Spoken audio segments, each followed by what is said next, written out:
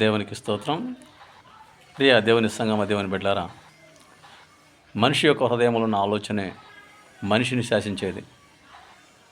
మనిషి తన హృదయంలో ఉన్న ఆలోచనకి ఎక్కువ విలువిచ్చి ఆ ప్రకారంగా నడిస్తే ఆ ఫలితాన్నే పొందుకుంటాడు. ఎందుకంటే ఈ శిలువ శ్రమల దినాల్లో మనం ఎక్కువ జ్ఞాపకం చేసుకుంటూ ఉంటాం యేసయ్య శ్రమలను. ఆ శ్రమల్లో కూడా ఎక్కువ అతను జ్ఞాపకం ఉంటాడు. ఎవరయ్యా అతను అంటే ఇస్కరియోతు యూదా. ఎందుకంటే శిలువ కార్యక్రమంలో మరి ప్రధానమైనటువంటి సాతాను అస్త్రంగా యోధాను మనం చూస్తూ ఉంటాం, ఇస్కరియోతు యోధాని. ఎందుకంటే యేసుక్రీస్తు ప్రభువారు ఇస్కరియోతు యోధా విషయంలో ఒక మాట అంటాడు, ఇతడు పుట్టకుండా నీడల ఇతనికి మేలని. ఎందుకని అంత కఠినమైన మాట అంటాడు ఆలోచించండి. ఎందుకంటే తప్పించుకునే మార్గం మనకుంది, రక్షించబడే మార్గం మనకుంది. మనకున్న ప్రతి సమస్యను, ప్రతి శ్రమను, సాతాను ప్రతి కీడును ఆలోచన చేయించే శక్తి, ఆ మార్గం మనకుంది. ఆ మార్గం ప్రభు అయిన క్రీస్తు. ఆయనను మనం ఆశ్రయించినప్పుడు, ఆయన మాట మనం విన్నప్పుడు తప్పనిసరిగా మనకు కావలసిన దీవెన మనం అందుకున్నట్లుగా ప్రతి శ్రమను జయించే శక్తి ప్రభువే మనకు అనుగ్రహిస్తాడు. ఎప్పుడయ్యా అంటే ఆయన మాటకు మనం లోబడినప్పుడు. కానీ ఇస్కరియోతు యోధా హృదయంలో ఎవరికి స్థానం ఉంది అంటే సాతాను యొక్క ఆలోచనకు స్థానం ఉంది. అపవాది ఇంతకు ముందే అతని హృదయంలో ఆలోచన పుట్టించి ఉండెను అని మనం లేఖనం చూస్తున్నాం. కాబట్టి అపవాది ఆలోచనకు గురైనటువంటి ఇస్కరియోతు యోధా మరలా తిరిగి ప్రభువుకు లోబడడానికి ఇష్టపడలా. ఎందుకయ్యా అంటే తను కలిగి ఉన్న ఆశ అది. ఏదో లోకాధికారం కోసం, లోకములో ఒక అధికారం కోసం అతను ఎదురు చూశాడు. ఆ అధికారం అందల. కనీసం సొమ్మైనా తీసుకుని బాగుపడదాం. ఆ సొమ్ము ఎవరి వలన వచ్చిద్దయ్యా అంటే యేసుక్రీస్తు ప్రభువును పరిసయ్యులకు శాస్త్రులకు అప్పచెప్తే వాళ్ళు ఇస్తామన్నారు. ఆ సొమ్ము కొరకు ఇస్కరియోతు యోధా ప్రభువును అప్పచెప్పడానికి తీర్మానం తీసుకున్నాడు. కాబట్టి యేసయ్య మాటలు యోధాకి నచ్చట్ల, యేసయ్య పనులు యోధాకి నచ్చట్ల. యేసు ప్రభువారు అప్పటికి 1-2 సార్లు శిష్యులను గద్దించాడు, మీలో ఒకడు నన్ను అప్పగించబోతున్నాడు అని. అప్పుడైనా సరే తను మారలా.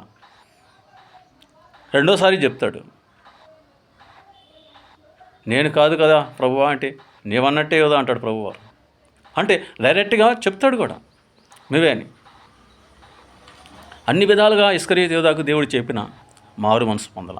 కారణం తన ఆలోచనకు కట్టుబడ్డాడు. తన ఆలోచనకు తన ఆలోచన తను కట్టిపడేసింది. కాబట్టి ఆలోచించు ప్రియమైన బిడ్డ, నా ఆలోచన నీ ఆలోచన కాదు. దేవుని ఆలోచన మనం కలిగి ఉన్నా, ఆయన మాటకు లోబడినా తప్పనిసరిగా మనం అద్భుతాలు చూస్తాం. చాలామంది దేవుని ఆలోచన కాదని దేవునికి విరుద్ధంగా పాపం చేస్తూ లేదా దేవునికి దూరం అవుతూ వెళితే ఎంతో కాలం ఆ ప్రయాణం సాగదు. కాబట్టి ఈ శిలువ శ్రమల ధ్యానాల్లో మన హృదయాలు సరి చేసుకోవడానికి ఆయన సన్నిధికి వస్తూ ఉన్నాం. మన జీవితాల్లో కావలసిన దీవెన కొరకు ఆయన శిలువను సమీపిస్తూ ఉన్నాం. కాబట్టి ప్రియమైన బిడ్డ, యేసుక్రీస్తు ప్రభువు తన చివరి శ్వాస విడిచేంత వరకు శిలువలో కూడా దొంగను రక్షించడం మనం చూస్తూ ఉన్నాం. కాబట్టి ఆయన రక్షించే దేవుడు, నేను రక్షించేవాడై ఉన్నాడు, నేను ఆశీర్వదించేవాడై ఉన్నాడు, నీకు సమాధానం ఇచ్చేవాడై ఉన్నాడు. కాకపోతే ఒకటే, నీ హృదయంలో దేవుని యొక్క ఆలోచనకు, దేవుని యొక్క మాటలకు తావిపు. తావిపు. అంతేకాని ఇస్కరియోతు యోధాలాగా దేవునికి మనం దూరం కావద్దండి. దేవుని మనం దూరం కావద్దు. దేవుని వాక్యము, దైవ సన్నిధిలో ప్రార్థన మనల్ని రక్షించే సాధనాలు. దేవుని యొక్క వాక్యం మనల్ని బలపరిచిద్ది. దైవ సన్నిధానం, దైవ ధ్యానం మనం ఇంకా ఆత్మీయంగా బలపడటానికి, దైవ ప్రత్యక్షలు చూడటానికి, దేవునితో మాట్లాడడానికి గొప్ప సాధనాలు ఉన్నాయి. కాబట్టి మనకున్న శ్రమలు కావచ్చు, ఆలోచనలు కావచ్చు, ఉద్దేశాలు కావచ్చు, ఆశలు కావచ్చు, ఏదైనా కావచ్చు, మనం దైవ సన్నిధిలో ధ్యానించే వారంగా ఉంటే తప్పనిసరిగా ప్రతి దానిలో దేవుడు మనకు విజయాన్ని ఇస్తాడు. ప్రతి దానిలో దేవుడు కావాల్సిన సమాధానం దేవుడు మనకు అనుగ్రహిస్తాడు. అన్ని విషయాల్లో మనం దేవుని సమాధానం కలిగి వర్ధిల్లే వారంగా ఉంటాం. అంతేగాని అపవాది సంబంధమైనటువంటి కార్యకలాపాలకు మనం తావు ఇవ్వకూడదు. గుర్తుపెట్టుకోండి. కాబట్టి యోహాను వలె ఆయన రొమ్మును ఆనుకునే సహవాసం మనం కలిగి ఉంటే మాత్రం ఏమండి దేవుని యొక్క బాధ్యతను అందుకొని సంపూర్తిగా నెరవేర్చి బడా నమ్మకమైన మంచి దాసుడా అని అనిపించుకుంటాం అంతే. ఎస్, రొమ్మును ఆనుకునే యోహాను సిలువలో యేసయ్య పాదాల దగ్గరే ఉన్నాడు. యేసయ్య బాధ్యతను పంచుకున్నాడండి. ఎంత గొప్ప ధన్యత. సిలువ దగ్గర ఉన్న యోహానును దేవుడు పరలోక రాజ్యం బ్రతికొండగానే తీసుకెళ్ళి సమస్తాన్ని చూపించి జరగబోయినవి వ్రాయించాడు ప్రకటన గ్రంథం. అంత గొప్ప స్థానాన్ని పొందాడు యోహాను గారు. ఎవరికి దక్కని భాగ్యం అది. కాబట్టి కనిపెట్టుకునే వారి జీవితాలు దేవుడు అద్భుతాలు చేసే దేవుడు అన్నాడు.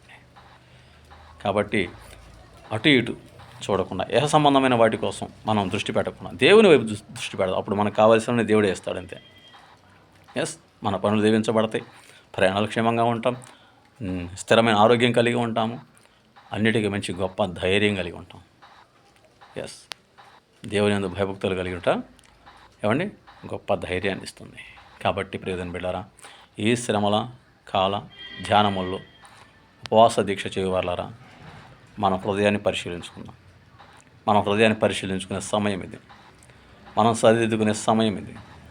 మనం సరిదిద్దపడి ఆయన సన్నిధికి చేరి ఆయన యందు నిలిచి బహుగా ఫలించాలనే ఆశతో ఆయన సన్నిధికి వచ్చాం. కాబట్టి ఒక్కసారి మనం దేవుని వైపు చూసి మన హృదయాలు పరిశీలించుకొని ఆయన వలె జీవించుటకు, ఆయన చిత్తాన్ని చేయుటకు, ఆయన మన కొరకు దాచి ఉంచిన ఆశీర్వాదాలు పొందుకొని వర్ధిల్లుటకు ప్రభువును వేడుకొని గొప్ప విజయము ఆశీర్వాదాలు పొందుదముగాక.